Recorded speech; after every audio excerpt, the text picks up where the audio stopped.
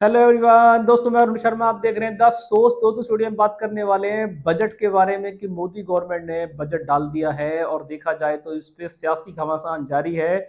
इस बजट को कुर्सी बचाओ बजट का नारा मिल चुका है और मोदी सरकार इस बजट को बना के दोबारा से घिर गई। दोस्तों अगर आप चैनल पहली बार हैं जुड़ सकते हैं, सारी वीडियो को देखिए। दोस्तों बात करते हैं मोदी सरकार और एनडीए सरकार के बारे में कि मोदी जी की सरकार ने जो इस बार कल बजट पेश किया, उस बजट में कुछ रटी रटाई बातें पुरानी की पुरानी जैसी की तैसी हैं। अगर विपक्ष हमला ना भी बोले तो बजट में कुछ मिलाकर कुछ खास नया पेश नहीं किया। पर देखा जाए तो कुर्सी बचाओ जो बजट विपक्ष का नारा है वो एक तरीके से सही सर नजर आ रहा है, क्योंकि इस बार जो बजट में खास समीकरण पैदा किए गए वो कुर्सी बचाने को देखते बजट बनाया गया, जो आज के इतिहास में कभी ऐसा देखा नहीं गया कि पूरे हिंदुस्तान में सिर्फ दो सहयोगी दलों को, एक तो नीतीश कुमार पलटू राम की सरकार को जो विशेष दर्जा मांग रहे थे, पर दर्जा तो मोदी गवर्नमेंट नहीं दे पाई, पर उन्होंने आश्वासन दिया था कि पलटू राम को कुछ अच्छा दे देंगे। और देखा जाए तो 26,000 करोड़ की सौगात उन्होंने नीतीश कुमार को सौंप दी। उधर देखा जाए तो टीडीपी ने चंद्रबाबू नायडू को खुश करने के लिए, जो अब तक डिप्टी स्पीकर के पद के लिए घमासान जारी था, वो राजी नहीं थे, उनकी सरकार को भी उन्होंने काफी सारे प्रलोभन दे दिए और बजट पे इस बार सियासी घमासान मच चुका है।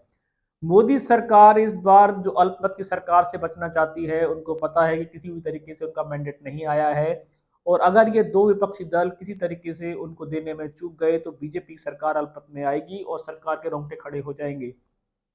निर्मला सीतारमण की बात करें तो उन्होंने जमकर गाल बजाए, जमकर तालियां ठोकी हैं, पर देखा जाए तो आज तक का ये नारा था कि 10 लाख तक की सैलरी पे टैक्स को वेव दिया जाएगा, पर वो ही घुमा सुरा के 3 लाख पे लपेट दिया गया।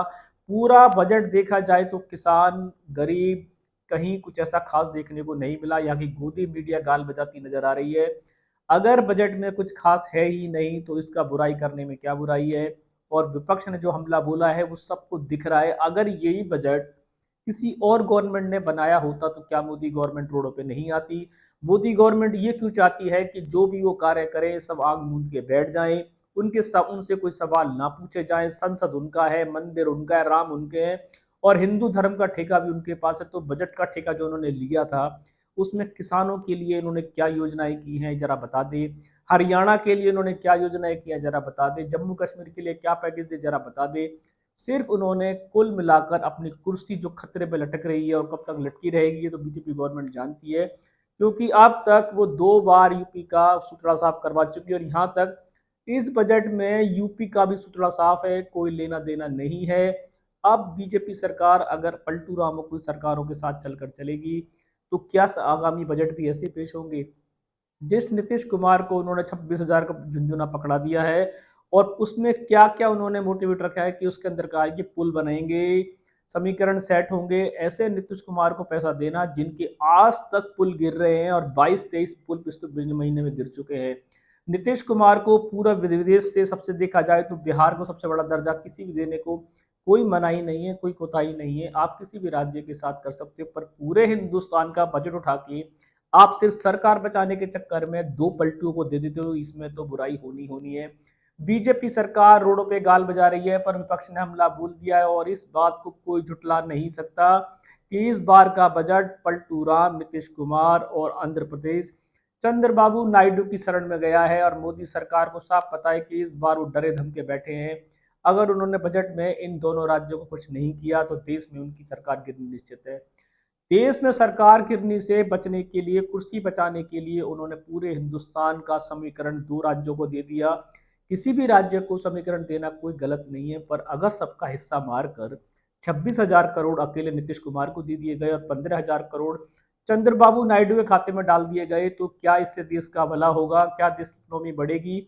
चंद्रबाबू नायडू क्या कर पाएंगे और नीतीश कुमार ने अब तक बिहार में क्या राज्य प्रणाली समझाई, सबको पता है कि उनके पुल आज तक खड़े नहीं हो पाए। जब तक खड़े होने की नौबत आती है, नेपाल से पानी आता है या बारिश का पानी आता है, उनके पुल कागज की तिल्ली की तरह बह जाते हैं। और नीतीश कुमार से बीजेपी संबंध खराब नहीं करना चाहती है, पर मोदी सरकार इस बार इस बजट को लेके जो घी है, कोई भी सरकार शायद नहीं गिरी होगी और किसी भी सरकार ने दो नेताओं के लिए बजट कभी नहीं बनाया। पर सरकार को अपनी कुर्सी बचाओ का जो नारा है ये बिल्कुल 100% सटीक बैठ रहा है और सरकार के पास इस समीकरण के अलावा कोई रास्ता नहीं बचता था कि अगर सरकार और प्रदेशों पे ध्यान देती तो शायद बीजेपी सरकार अल्पमत में आ जाती और बजट बनाने के लायक भी नहीं रहती।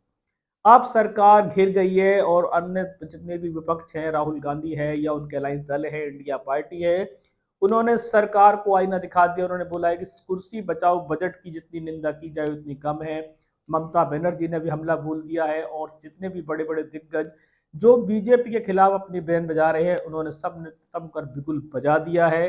अब इंडिया गठबंधन मोदी सरकार को संसद में कैसे घेरेगा, क्योंकि इस संसद पे इस बार जो बजट बना है, निर्मला सीतारमण ने जो ताल ठोकी है, ये एक तरफा बजट है। इसकी किसी भी तरीके से पुष्टि अच्छी तरीके से नहीं की जा सकती। सरकार को इस बजट पे सोचने की जरूरत है कि सरकार पे जो नित्य आरोप लगे हैं, कुर्सी बचाओ का जो नारा लगा है, सरकार को इससे बचने की जरूरत है।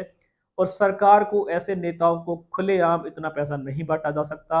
हरियाणा, पंजाब, दिल्ली, किसान और किसी के खाते में कोई कांग्रेस ने या किसी पार्टी का बारे में देखा जाए तो सरकार फेल रही है। सरकार ने दिल्ली के लिए भी 1 रुपया नहीं दिया, जो राजधानी मानी जाती है। किसी भी स्टेट में गवर्नमेंट ने इस बार संसद में बजट में उसका नाम नहीं लिया, सिर्फ नीतीश कुमार की ताल ठोकी है और सारी ताल चंद्रबाबू की थी। अब देखते हैं कि चंद्रबाबू नायडू और नीतीश कुमार क्या विपक्ष के हमले से राजी रहेंगे, क्या ये सरकार अल्पमत में नहीं आएगी, क्या ये धरा बजट जो बना है ये धराशायी होगा और बीजेपी की आगामी मुश्किलें बढ़ेगी। दोस्तों, इस रुझान पे नजर बना के रखिए कि ये बजट बीजेपी गवर्नमेंट को कितना आगे ले जाएगा और कितना पीछे ले जाएगा। उस रुझान पे कोई नया अपडेट होगा, समय से पहले बताएंगे। अगर आप चैनल पहली बार हैं, जुड़ सकते हैं सारी वीडियो को देख लीजिए। दोस्तों, मैं अरुण शर्मा मिलूंगा नई सोच के साथ। अपना ध्यान रखें। नमस्कार।